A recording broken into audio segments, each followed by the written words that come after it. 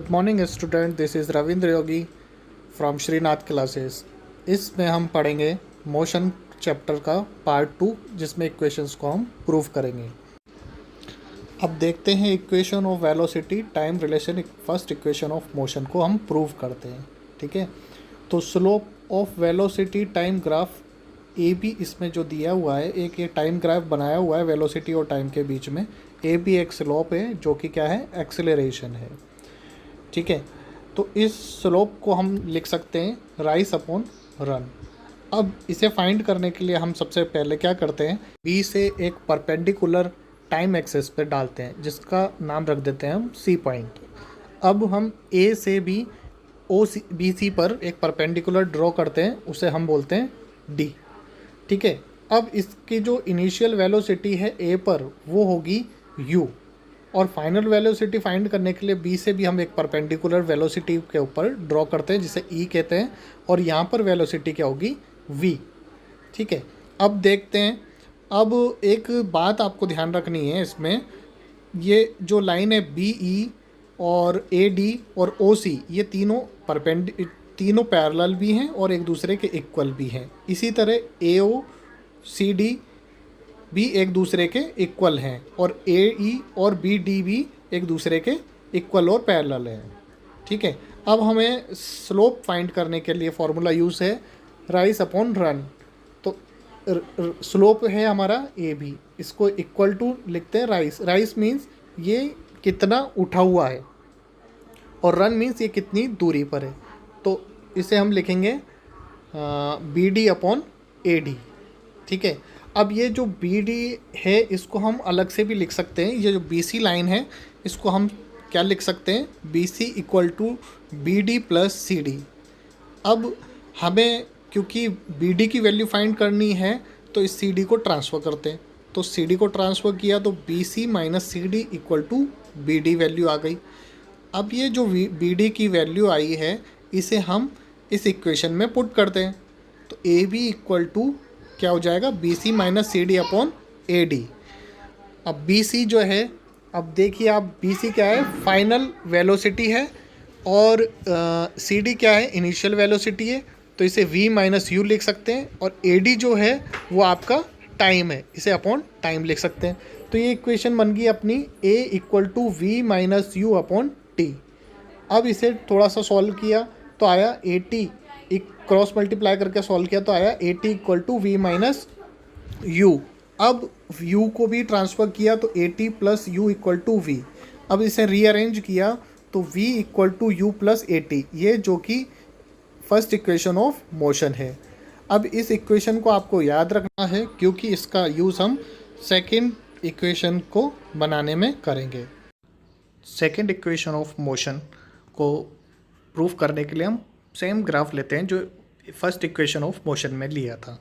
इसमें हमने B C construct किया था, ए डी कंस्ट्रक्ट किया था, एंड बी ई कंस्ट्रक्ट किया था। अब ए बी फाइंड करने के लिए हमें इक्वेशन सेकंड फाइंड करने के लिए क्या करना पड़ेगा, ए बी के नीचे का जो एरिया है वो फाइंड करना पड़ेगा। Under area under slope A B, यही क्या कहलाएगा, डिस्प्लेसमेंट कहलाएगा, जो कि area of O A B C के इक्वल होगा। इसे फाइंड करने के लिए हम क्या कर सकते हैं, इसे दो पार्टों में ब्रेक कर सकते हैं।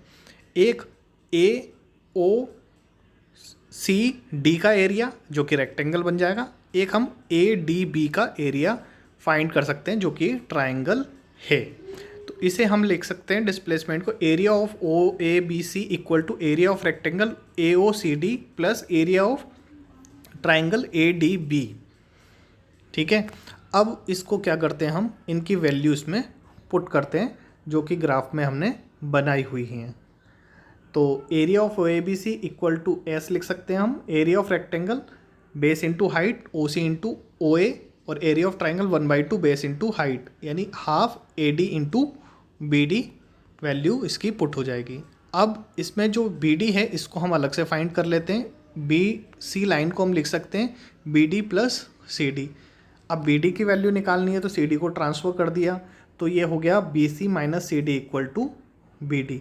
अब ये वैल्यू पुट कर देंगे हम ऊपर दी हुई इक्वेशन के अंदर, तो ये हो जाएगा S equal to O C into O A plus half A D, और बी डी की जगह हमने वैल्यू पुट की B C minus C D. अब इनकी वैल्यू हम ग्राफ से पुट कर देते हैं। ओ सी को हम टी लिख सकते हैं, ओ ए को यू लिख सकते हैं, और इसी तरह सारी वैल्यू पुट की तो S equal to T into U plus half T V minus you. अब इक्वेशन 1 का यूज़ किया हमने, v equal to you plus A T transfer किया तो ए टी की v minus U equal to A T आ गया। ये वैल्यू हमने वापस से इक्वेशन में पुट की तो s equal to U T plus half T, और v माइनस यू की जगह हमने ए टी लिख सकते हैं।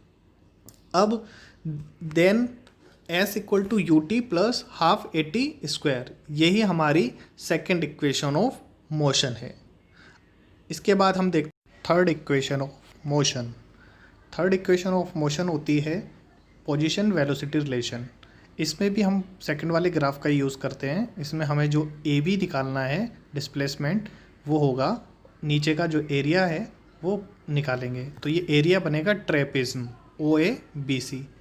तो हमें इसमें ट्रेपिज्म के एरिया का फॉर्मूला यूज़ करते हुए इक्वेशन थर्ड को फाइंड करना पड़ेगा। एरिया ऑफ ट्रेपिज्म होता है sum 1/2 sum of parallel side into altitude. तो यही हम इसमें सॉल्व करके लिखते हैं। तो area of trapezium O A B C equal to आता है half into B C plus O A into O C. अब इसकी वैल्यू हम पुट करते हैं।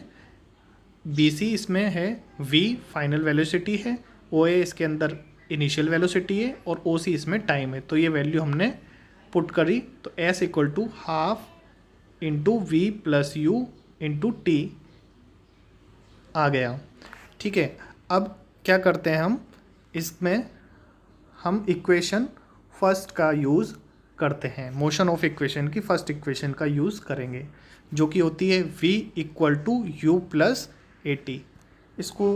इसमें हमें t की वैल्यू फाइंड करनी है तो हम इसे ट्रांसफ़र कर लेते हैं। तो ये होगा v माइनस यू अपॉन ए। तो ये t की वैल्यू आ गई। इस t की वैल्यू ऊपर वाले इक्वेशंस के अंदर हम पुट करेंगे और इसे आगे सॉल्व करेंगे।